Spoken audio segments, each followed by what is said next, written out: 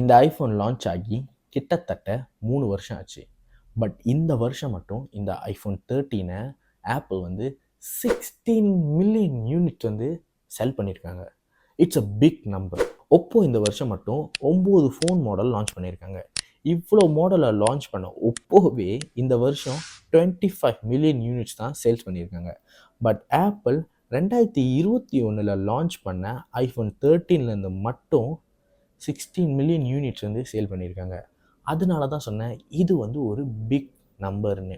ஆக்சுவலாக நம்ம இந்த நம்பர்ஸ்லாம் தள்ளி வச்சுட்டு இந்த 25 மில்லியன் 16 மில்லியன் இந்த நம்பர்லாம் தள்ளி வச்சுட்டு இந்த ஐஃபோன் 13 உண்மையிலே ஒர்த்தான்னு என்கிட்ட கேட்டிங்கன்னா கண்டிப்பாக இது வந்து ஒரு ஒர்த்தான ஃபோன் தான் சொல்லுவேன். வேல்யூ ஃபார் மணி ஃபோனு இதை கண்டிப்பாக நம்ம கண்ணை மூடிட்டு சொல்லலாம். பட் நீங்கள் ஒரு ஐஃபோன் 11 இல்லைன்னா 12 வச்சுருந்தா இது உங்களுக்கு ஒர்த்தான அப்டேட்டே கிடையாது.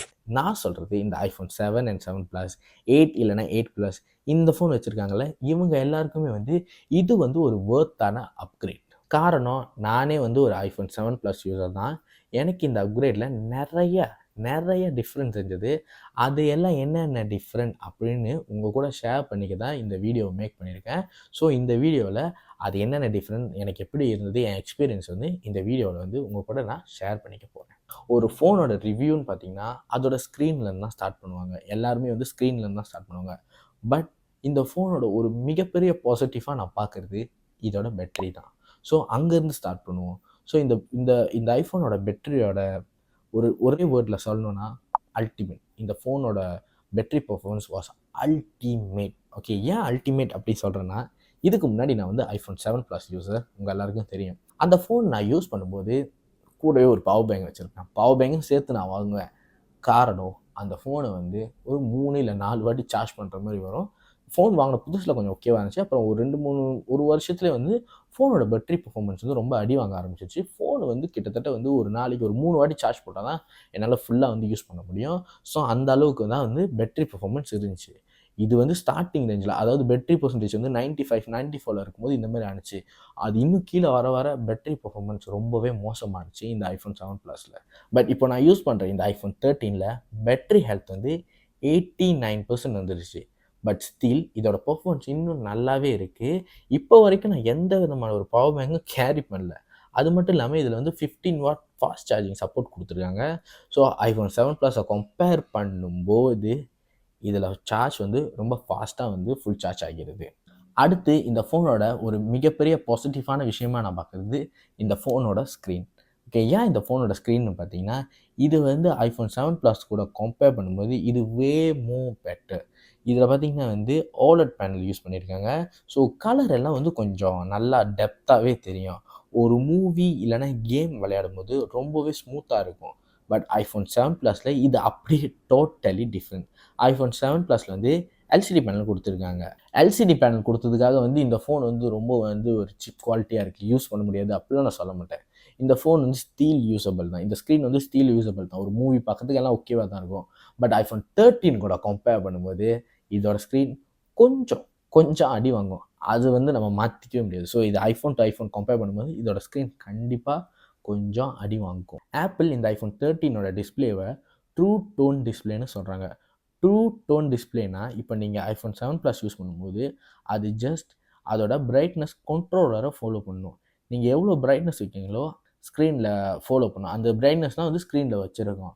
பட் ஐஃபோன் 13 வரும்போது இதில் ட்ரூ டோன் டெக்னாலஜி யூஸ் பண்ணியிருக்காங்க. ஸோ நீங்கள் ஒரு ரூமில் இருக்கும்போது அந்த ரூமோட ஆம்பியன்ட் லைட்டுக்கு ஏற்ற மாதிரி டிஸ்பிளேயோட கலர் டெம்பரேச்சரை அதுவே சொந்தமாகவே அட்ஜஸ்ட் பண்ணிக்கும். ஸோ இதனால் அந்த ஃபோனோட டிஸ்பிளே ரொம்ப நேச்சுரலாக இருக்கும். யூஸ் பண்ணும்போது ஃபோனை ரொம்ப நேரம் யூஸ் பண்ணலாம். ஐஸுக்கு எந்த விதமான ஒரு ஸ்ட்ரெயினும் வராது. அடுத்து இந்த ஐஃபோனோட ஜெஸ்டர்ஸை பற்றி பார்ப்போம். ஜெஸ்டர்ஸ்னு எடுத்துக்கிட்டிங்கன்னா ஐஃபோன் 7 ப்ளஸில் ஒரு பட்டன் இருக்கும். So most of the controller அந்த பட்டனில் தான் இருக்கும். பட் ஐஃபோன் எக்ஸை லான்ச் பண்ணும்போது அந்த பட்டனை ரிமூவ் பண்ணிட்டு ஃபுல் அண்ட் ஃபுல் வந்து ஸ்க்ரீன் ஜெஸ்டர்ஸை ஆக்டிவேட் பண்ணாங்க ஆப்பிள். ஸோ இந்த ஐஃபோன் 13லேயும் ஸ்க்ரீன் ஜெஸ்டர்ஸ் தான் இருக்குது. என்னோட எக்ஸ்பீரியன்ஸில் இந்த ஸ்க்ரீன் ஜெஸ்டர் ரொம்பவே ஈஸியாகவும் அட்வான்ஸாகவும் இருக்கிற மாதிரி தெரியுது. ஸோ நான் இப்போ ரீசெண்ட்லி ஓப்பன் பண்ண ஆப்ஸ்க்கு ஜம்ப் பண்ணுறதா இருக்கட்டும், ஸ்வீப் அப் பண்ணி ஹோமுக்கு போகிறதா இருக்கட்டும், இது எல்லாம் ரொம்ப ஈஸியாக இருக்குது. பட் ஐஃபோன் 7 ப்ளஸில் இந்த ஹோம் பட்டனை டபுள் டேப் பண்ணால் இந்த மாதிரி ஸ்க்ரீன் ரீச்சபிலிட்டி அப்படின்ற ஒரு ஃபீச்சர் வந்து ஆக்டிவேட் ஆகும். பட் இதை நான் வந்து ஐஃபோன் 7 ப்ளஸில் ரொம்ப அதிக வாட்டி யூஸ் பண்ணியிருக்கேன். டபுள் டேப் அந்த பட்டன் மேலே பண்ணி அந்த ஸ்க்ரீன் ரீச்சபிலிட்டி அதிகமாக்கி அந்த ஃபோனை யூஸ் பண்ணியிருக்கேன். ஆனால் ஐஃபோன் 13ல் வந்து ஸ்வீப் டவுன் பண்ணாலே வந்து இப்படி ஸ்வீப் டவுன் பண்ணாலே வந்து வரும். ஆனால் நான் இந்த ஜெஸ்டரை வந்து நான் பாய்க்கவே இல்லை. இந்த ஐஃபோன் 13 நான் பாய்க்கவே இல்லை. அதுக்கு ஒரு பெரிய காரணம் இருக்குது. அது என்ன காரணம் அப்படின்னு பார்க்குறதுக்கு முன்னாடி இந்த ஃபோனோட சைஸ் அண்ட் வெயிட்டை பற்றி நம்ம பார்ப்போம். ஃபர்ஸ்ட் இந்த ஃபோனை கையில் எடுத்தோன்னா ஒரு பொம்மை ஃபோன் மாதிரி தான் இருந்துச்சு. காரணம் இதோட வெயிட். 7 ப்ளஸ் கூட கம்பேர் பண்ணும்போது ஐஃபோன் 13 ரொம்ப லெஸ் வெயிட்டாக இருந்தது. வெயிட்டை அளந்து பார்க்கும்போது தான் எனக்கே தெரிஞ்சது ஆப்பிள் இங்கே உண்மையாகவே வந்து இந்த ஐஃபோன் 13ஓட வெயிட்டை குறைச்சிருக்காங்க. ஐஃபோன் 7 ப்ளஸோட கம்பேர் பண்ணும்போது ஐஃபோன் 13 12 கிராம் வெயிட் வந்து ரொம்ப குறைவாக இருக்குது. அது கையில் எடுக்கும்போது ரொம்பவே நல்ல தெளிவாகவே ஃபீல் ஆனிச்சு. அந்த ஸ்க்ரீன் ரீச்சபிலிட்டி ஃபீச்சரை வந்து நான் வந்து ஐஃபோன் 7 ப்ளஸில் யூஸ் பண்ணதை விட ஐஃபோன் 13ல் யூஸ் பண்ணது ரொம்பவே குறைவுன்னு சொன்னேன். அது என்ன காரணம்னு பார்த்தீங்கன்னா இந்த ஃபோனோட சைஸ் தான். இப்போ ஐஃபோன் 7 ப்ளஸ்னு ஐஃபோன் 7 ப்ளஸோட பாடி பார்த்தீங்கன்னா அது வந்து ஒரு பெரிய பாடி பட் சின்ன ஸ்க்ரீன். பட் ஐஃபோன் 13 பார்த்தீங்கன்னா இது வந்து சின்ன பாடி பட் பெரிய ஸ்க்ரீன். அது எப்படி ஆப்பிள் அச்சீவ் பண்ணாங்கன்னு பார்த்தீங்கன்னா ஃபோனோட சைஸை சின்னதாக கொடுத்துட்டு ஸ்க்ரீன் டு பாடி ரேஷியோவை அதிகப்படுத்தினாங்க இந்த ஐஃபோன் 13ல்.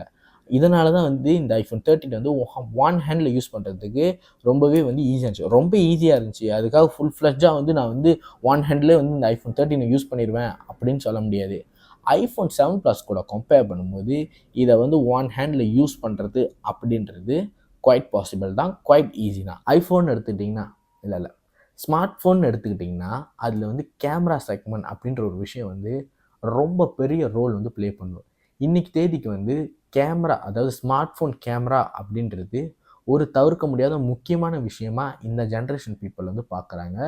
ஸோ கேமரா அப்படின்னு வரும்போது ஸ்மார்ட் ஃபோனில் கேமரா அப்படின்னு வரும்போது அது ரொம்ப ஒரு பெரிய ரோலை ப்ளே பண்ணும். ஸோ இந்த ஐஃபோன் 13ல் வந்து டுவல் கேமரா செட்டப் இருக்குது. ஒன்று வந்து மெயின் லென்ஸ், இன்னொன்று வந்து அல்ட்ரா வைட் லென்ஸ். பட் ரெண்டுமே 12 மெகா பிக்சல் தான். வீடியோன்னு பார்த்தீங்கன்னா 4K 60 FPS வரைக்கும் ஷூட் பண்ணலாம். இந்த நம்பர்ஸ் எல்லாம் நம்ம தள்ளி வச்சுட்டு, ஓகே, இந்த நம்பர்ஸ், இந்த மெகா பிக்சல், இந்த நம்பர்ஸ் எல்லாம் நம்ம தள்ளி வச்சுட்டு ஒரு காமன் மேனுக்கு இந்த கேமரா எப்படி இருக்குன்னு கேட்டிங்கன்னா, என்கிட்ட கேட்டிங்கன்னா பர்ஃபெக்டான கேமராஸ்னே நான் சொல்லுவேன். இந்த ஃபோனில் எடுக்கிற ஃபோட்டோஸ் ஆகட்டும், வீடியோஸ் ஆகட்டும், எல்லாமே சூப்பர் பர்ஃபெக்ட் குவாலிட்டியாக இருக்குது. ஒரு வருஷமாக அந்த ஃபோனை நான் யூஸ் பண்ணுறேன். என்னோடய ஓன் எக்ஸ்பீரியன்ஸில் தான் சொன்னேன். ஐஃபோன் 13 வச்சு தான் வந்து நான் ஃபுல் அண்ட் ஃபுல் வந்து வீடியோவை மேக் பண்ணுறேன். ஸோ ஒரு கான்டென்ட் க்ரியேட்டராக எனக்கு இது ஒரு ரொம்ப பெட்டரான ஆப்ஷனாக தெரியுது. பட் நான் ஐஃபோன் 7 ப்ளஸ்லேருந்து ஒரு விஷயத்தை இந்த ஐஃபோன் 13 நான் மிஸ் பண்ணுறேன். அதுதான் வந்து அந்த தலை ஃபோட்டோ லென்ஸ். காரணம், நான் சம்டைம்ஸ் வந்து என்னோடய ஃப்ரெண்ட்ஸை வந்து கேண்டிடாக பிக்சர் எடுப்பேன். அதுக்கு தலை ஃபோட்டோ லென்ஸ் வந்து ரொம்ப ஹெல்ப்ஃபுல்லாக இருக்கும். பட் இப்போ இதில் தலை ஃபோட்டோ லென்ஸ் இல்லை. பொர்ட்ரேட்டாக ஃபோட்டோ எடுக்கணும்னா கூட இப்போ கிட்ட போய் தான் எடுக்கணும். ஸோ அந்தமாதிரி கிட்ட போகும்போது அது கேண்டிடாக மாற மாட்டேங்குது. அவங்க கண்டுபிடிச்சிட்றாங்க நான் ஃபோட்டோ எடுக்கிறேன்னு. ஸோ எனக்கு அதனால் வந்து இந்த ஃபோனில் வந்து தலை ஃபோட்டோ லென்ஸில் வந்து ஒரு நெகட்டிவாக தெரிஞ்சுது. இது எல்லாருக்குமே வந்து தான் நெகட்டிவாக இருக்கும்னு சொல்ல முடியாது. ஒரு சில பேருக்கு, அந்த ஒரு சில பேரில் நானும் ஒருவன். மற்றபடி இந்த டெலஃபோட்டோ லென்ஸை தவிர்த்து மற்றதெல்லாம் இந்த கேமராவில் பர்ஃபெக்ட். ஒரு காமன் மேனுக்கு ரொம்ப எக்ஸ்ட்ரீம்லி நல்லாவே யூஸ்ஃபுல்லாக இருக்கும் இந்த கேமராஸ். இப்போ நான் சொல்ல போகிற விஷயத்தை வந்து நீங்கள் எல்லாமே வந்து ஃபீல் பண்ணியிருப்பீங்க. ஐஃபோன் XS வச்சுருக்கீங்களா, அதுக்கு கீழே உள்ளவங்கெல்லாம் ஃபீல் பண்ணியிருப்பீங்க. IPhone X, 8 and 8 plus, 7 and 7 plus, இவங்க எல்லாமே வந்து ஃபீல் பண்ணியிருப்பீங்க. அது என்னன்னு பார்த்தீங்கன்னா, நீங்கள் உங்கள் ஃபோனில் சாஃப்ட்வேர் வந்து ஃபுல்லாக தான் அப்டேட் பண்ணி வச்சுருப்பீங்க. ஆனால் சில பக்ஸ் அப்புறம் தேவையில்லாமல் ஹீட் ஆகிறத எக்ஸ்பீரியன்ஸ் பண்ணியிருப்பீங்க. அதுக்கு காரணம் உங்கள் ஃபோனோட ஹார்ட்வேர் சாஃப்ட்வேர் கூட மேட்ச் ஆகாமல் இருக்கிறது தான். இன்னும் தெளிவாக புரிகிற மாதிரி சொல்கிறேன். ஐஃபோன் XS வந்து 2018 லான்ச் பண்ணாங்க.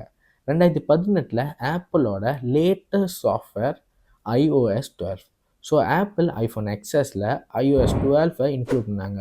ஸோ அந்த சாஃப்ட்வேரை ஹேண்டில் பண்ணுறதுக்கு ஆப்பிள் அன்னைக்கு தேதிக்கு லேட்டஸ்ட்டாக இருந்த A12 பயோனிக் சிப் செட்டையும் XSல இன்க்ளூட் பண்ணாங்க. பட் ஐஃபோன் XXல A12 பயோனிக் சிப் இருக்குது. பட் சாஃப்ட்வேர் இன்னைக்கு தேதிக்கு லேட்டஸ்ட்டாக இருக்கிறது iOS 17.